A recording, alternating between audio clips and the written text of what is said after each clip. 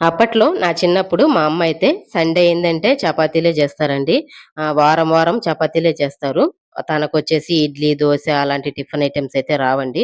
ఎప్పుడైనా సరే సండే అయిందంటే చపాతీలే చేస్తారండి. ఇలా ఆయిల్ అప్లై చేసి, మడిచేసి చపాతీలైతే చేస్తారు. చానా బాగా సాఫ్ట్‌గా, మెత్తగా వస్తాయి. ఇప్పుడైతే నేను మా చిన్నబ్బాయి కోసం అని చెప్పేసి ఇలాగ రెడీ చేస్తున్నానండి. తనకొచ్చేసి ఈరోజు షేరింగ్ డే అంట. పిల్లలొచ్చేసి వాళ్ళ ఇష్టంగా ఏమన్నా ఫుడ్ ఐటెమ్స్ చేసుకురమ్మని చెప్పారంట. సరే నాకొచ్చేసి నైటే జెప్పాడు. తను చపాతీ, అలాగే పన్నీర్ బటర్ మసాలా చేసి ఇవ్వమని చెప్పేసి, నేను తన కోసమని చెప్పి రెడీ జేస్తున్నానండి. పన్నీర్ బటర్ మసాలా, అలాగే చపాతీను. చపాతీ వచ్చేసి మనము వేడి నీళ్ళు పోసి కలిపామంటే ఇంకా సాఫ్ట్‌గా వస్తాయండి చపాతీలు. ఒకసారి ట్రై చేసి చూడండి ఇంట్లో. అలాగొచ్చేసి గ్రేవీ వచ్చేసి చానా బాగా టేస్టీగా అయితే కుదిరిందండి.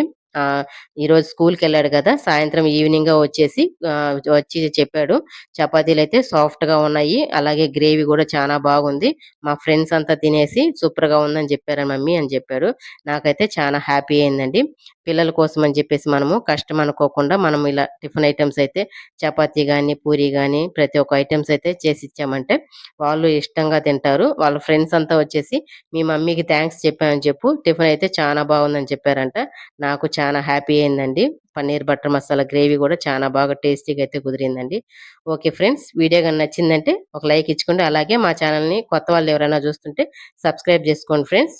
నెక్స్ట్ వీడియో కలుద్దాం. Bye friends.